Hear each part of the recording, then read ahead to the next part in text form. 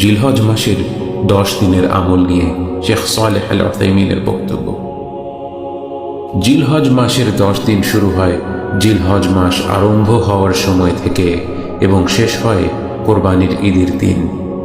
এই দিনগুলোতে করা আমল সম্পর্কে নবীজি সাল্লাল্লাহু আলাইহি ওয়াসাল্লাম বলেন, এমন আর কোনো দিন নেই যে দিনগুলোতে করা ভালো কাজ আল্লাহর কাছে এই 10 দিনে করা ভালো কাজের চেয়ে বেশি প্রিয়।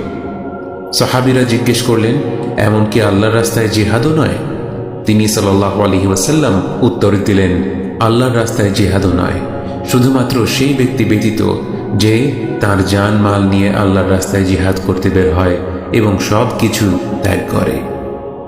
তাই আমি আমার মুসলিম ভাইদের এই চমৎকার সুযোগকে কাজে লাগানোর আহ্বান জানাই।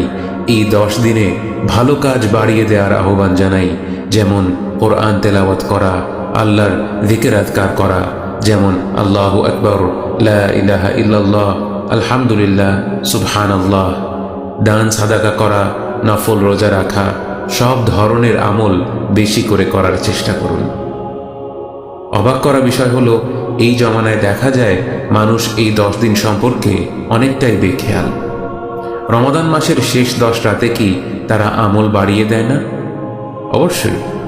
অথচ জিলহজ মাসের 10 দিন এলে মানুষ যেন একে অন্য যে কোনো দিনের মতো ভাবতে শুরু করে। মনে রাখুন, যেই ব্যক্তি এই 10 দিনে আমল করা বাড়িয়ে দিল, সে নবীজি সাল্লাল্লাহু আলাইহি ওয়াসাল্লামের নির্দেশিত সুন্নতকে পুনরুজ্জীবিত করল।